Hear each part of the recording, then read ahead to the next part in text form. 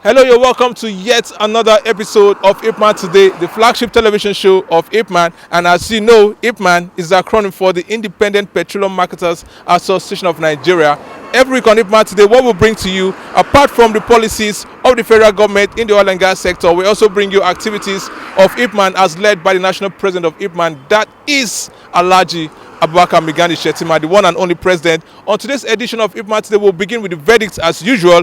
And on the verdicts, we'll be talking about crude oil theft, pipeline vandalism, and crude oil smuggling. Remember, that was the topic for last week. On today's edition, we're taking the conversation to a whole new level. It's a whole new conversation, and it promises to be enlightening. Of course, IPMAN is very, very concerned about this economic menace, and IPMAN wants it to stop. IPMAN is doing the best. And right after that, I'll bring you CNG Roundup by Tetraco Energy Group. Now, today's edition of CNG Roundup by Tetraco Energy Group, the guest will be Mr. Okezi Okavai. And what is the topic for today's conversation? The topic is the adaptation of natural gas for different sectors and its potential to grow Nigeria's economy.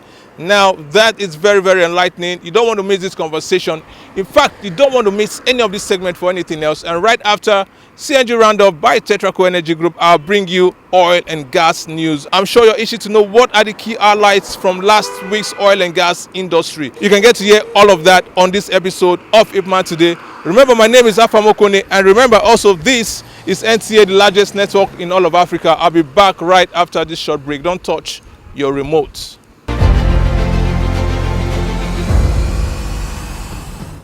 You're welcome back from that short break. Right now, I'll bring to your screen the verdict, and our president will be headlining today's conversation of the verdict. Let's go.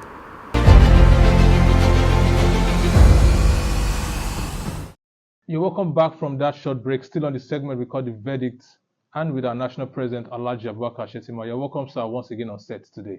Welcome very much, Alpha. Thank you, sir. Yeah, well done. Last week, we were talking about pipeline vandalism and crude oil theft.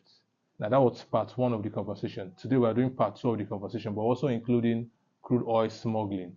Now, from your perception, sir, who do you think are those behind crude oil smuggling, sir? Let's begin from there. Well, the crude oil smuggling, specifically, you cannot mention the people who are involved, but all what I know, there are Nigerians and there are foreigners involved in the system. In the smuggling of crude oil products? Yes. Do you think they have collaborators within outside our borders? Yes, definitely, because in such kind of cabal, in most of the cases, there must be a place where they normally carry it and sell. So, if it's foreigners are doing it, maybe they have people that participate in buying their product whenever they steal this crude oil. The same thing if Nigerians too, they have some partners either outside or inside the country that they can be able to sell it. Okay. In what ways would you say that crude oil smuggling has affected the business of IPMAN members? Before we go to the Nigerian economy, your association, that's IPMAN, have they been affected by the smuggling going on in Nigeria? Yes, seriously, our marketers, smuggling is affecting them more than anybody, because it's due to the smuggling. We independent petroleum marketers, we cannot be able to have products available in our filling station. We normally rely on the product availability. If the product is not availability, you cannot be able to sell, because unless if you have product there, you can be able to sell that product in your filling station. So it's affecting us more than what people are even thinking about. Okay. Recently, sir, you visited the IG of Police and the Commander General of the Nigerian Security and Civil Defense Corps. What were the basic purpose of that visit, sir, concerning crude oil smuggling? Or can you tell us a bit about it, sir? Yes, it's all part of that, because we are trying to create a partnership relationship, because there is no way we can leave them alone. We have to participate to assist our country. That one comes to my mind. When we become closer to them, we can be able to give them an important information. The source of information, normally in security is very, very important. So that is the reason why we go, and they accepted our visit. They said they would like us to be part of their partners. But so far, so good, sir. How's the results of that visit Yes, been? the result is working because now we have already started making our coordinators. Each and every state, we are going to appoint one coordinator that will be getting information so that immediately when he had anything like vandalism or breaking of the pipe or smuggling, we can be able to get that information. So immediately when we get the information, then we send it to the body concerned for the arrest. But as IPMAN members under these coordinators you talked about, have they been able to record any arrests so far? And it's just of recent we started inaugurating them, and I know very soon they will start making a lot of arrests. And if you check most of the Nigerian borders now, immediately when we introduce that task force for coordinators, most of the Nigerian border now is hardly to see any truck going out because already they get the information. Independent petroleum marketers are being involved in checkmating any act of smuggling or any act of pipe vandalization.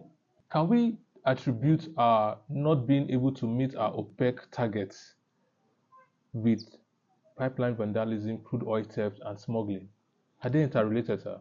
Yes, presently up till now we didn't reach our target, but the only thing there is a progress in this government because the target that we are looking, the numbers of barrels that they normally use to export now has started increasing, which is a serious achievement by the Mr. President and MD, GMD, NMPC. NPC. So actually, they have really tried. And what I want to tell you, the theft of crude oil to any country is not good because it will kill the economy of that particular country. That is the reason why, as we have seen things are going like that, we say we too we have to participate because it is through the pipeline that they can be able to push crude oil to most of the Nigerian refineries, like even Port Harcourt refinery, Warri refinery, Kaduna refinery. All these they push this crude oil to them through the pipeline. So even if the refinery is functioning, if there is no crude oil, definitely that refinery will not work. Yes. So actually, that is the reason why we come to the situation whereby we see is good. We, being the independent petroleum marketers, we have to lay our hand and see how we can assist the government to remove that menace inside the country. Then let's talk about the profit recently declared by NNPCL. Is that also an indication that crude oil theft, pipeline vandalism, and smuggling have reduced? Because recently, in recent years, NNPCL have not been able to declare such huge amount of profits because of these menaces that have been taking place, partly because of them. Can we attribute also this profit being declared by NNPCL to these issues being eliminated, sir? Yes, actually, we two marketers, we are very happy with the way we see NMPC has declared the profit that they have generated, which has not been happening before. So it's a welcome development to say a government business can be able to generate a profit. So we give kudos to the whole NMPC staff for standing up to see that they created a huge amount of Okay. profit to the government. So it's a welcome development. Okay, so what measures, in your own opinion, do you think the NNPCL have been taking particularly to curb this crude oil theft and pipeline vandalism? Yes, if you watch their program, they have been working around the corner day and night to see that they have been making a lot of awareness to see that they have reduced there is reduction in pipeline vandalization. And even them, they have involved us. We have a partnership with the NMPCL to see that we assist them in giving them source of information so that this issue of vandalization can be drastically reduced. And the same thing with the smuggling. So we are part of them, and we have been witnessing the way things are going.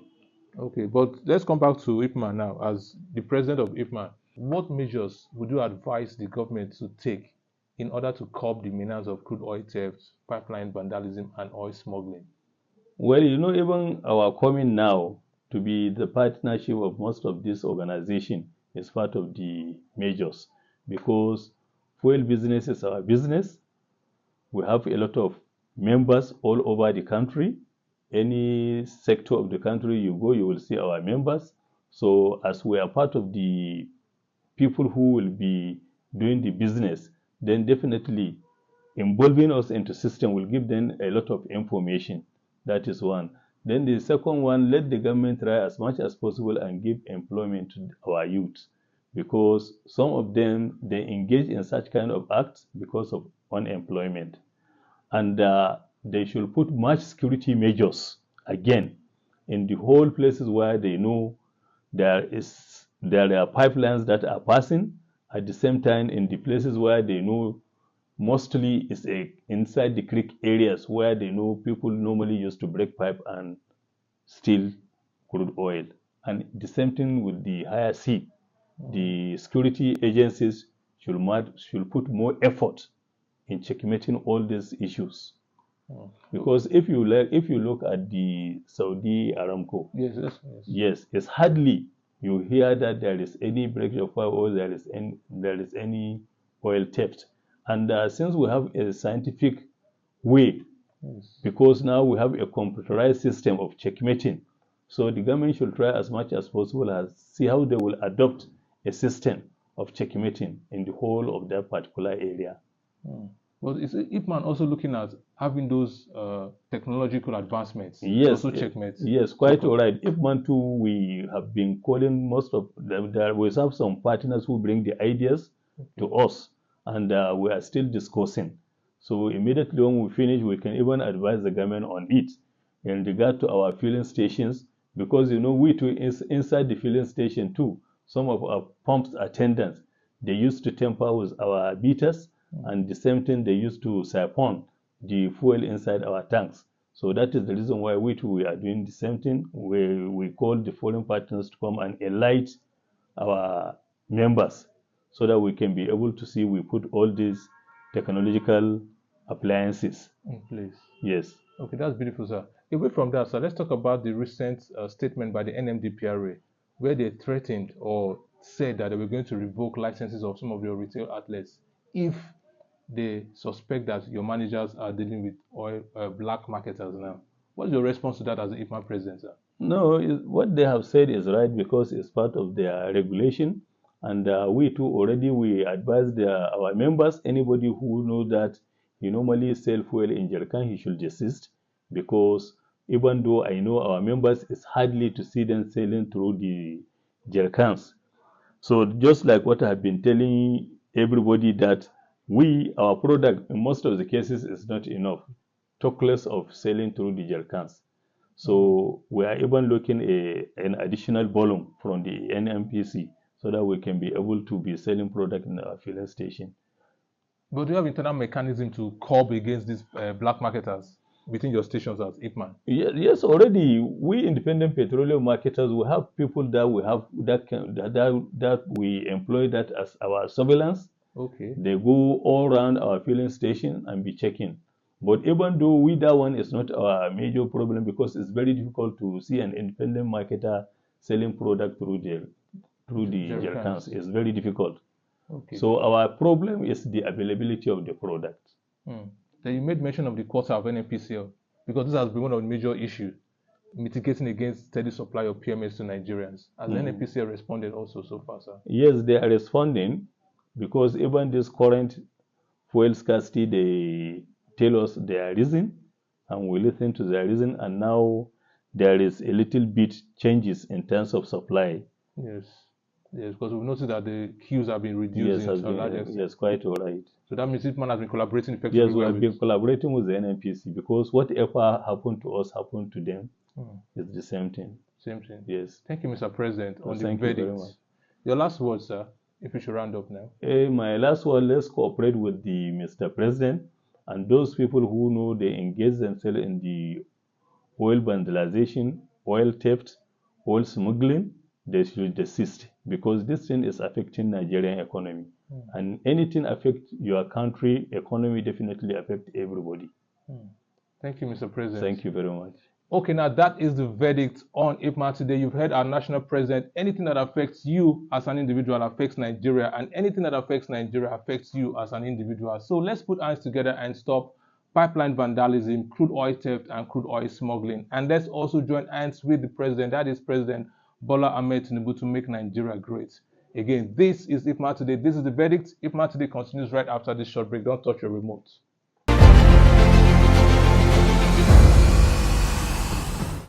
You're welcome back from the verdict. There's no going to say the truth that we all need to put our hands together to stop this economic menace called crude oil theft, pipeline vandalism, and crude oil smuggling.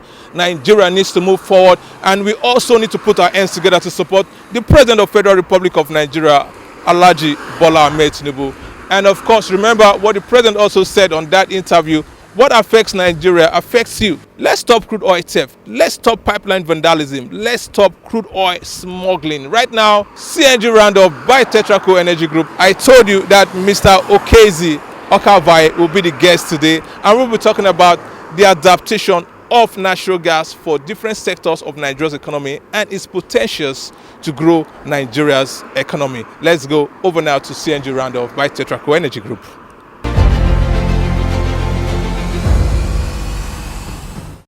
Hi, my name is Okezi Okavai. I'm a General Counsel at Tetraco Energy Group Limited. Currently, we have a lot of regulations, policies attempting to govern the natural gas space.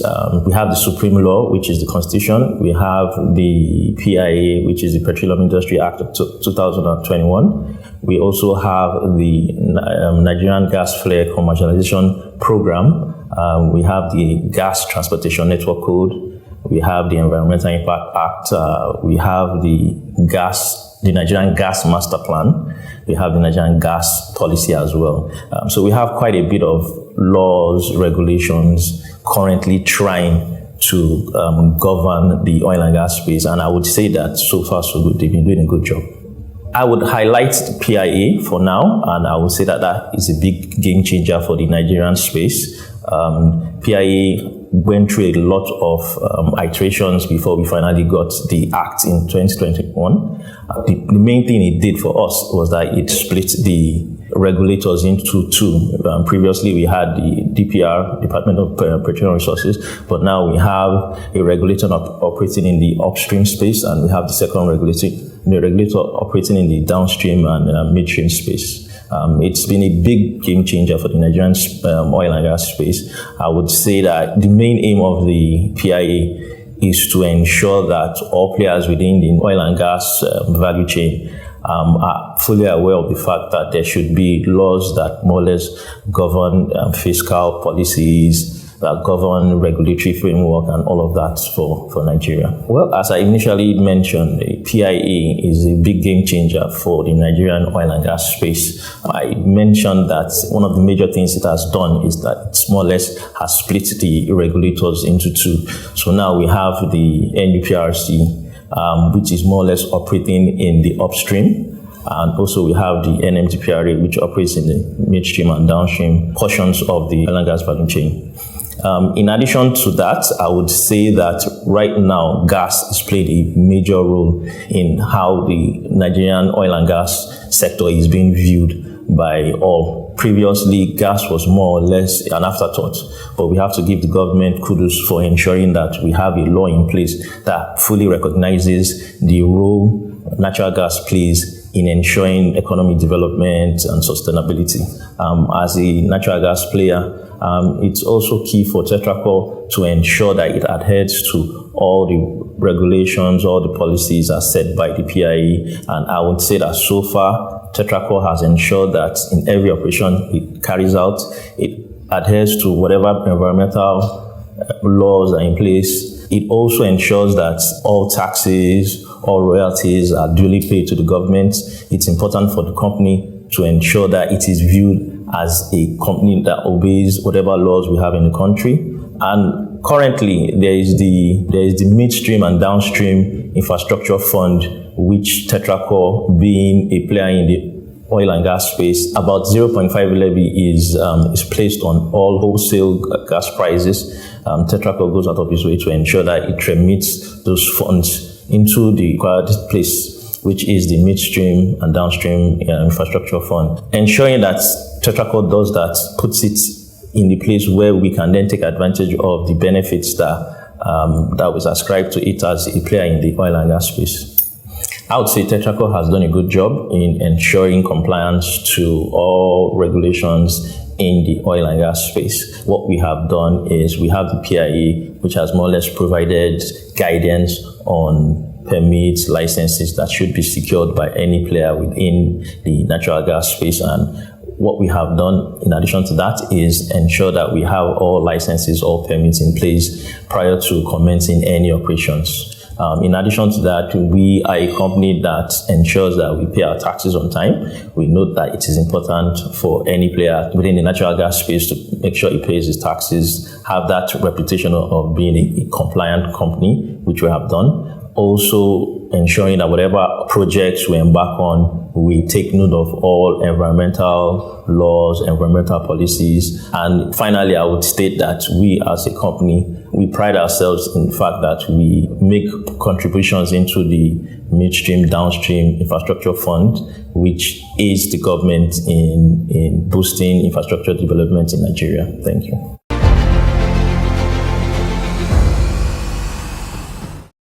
Great and insightful analysis of the entire conversation by Mr. Okezi Okavai. Nice one. Let's go over now to oil and gas news on IPMAN today. Oil and gas news is next on your screen.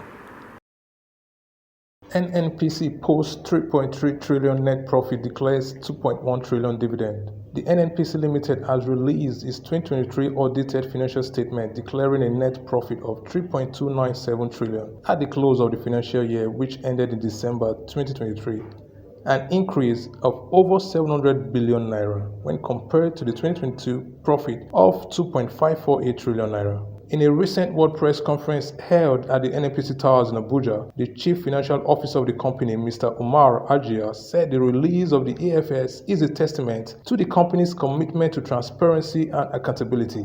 Our fiscal performance reflects both strategic foresight and operational resilience. The 3.297 trillion naira profit declared for 2023 is the highest since the company's inception 46 years ago.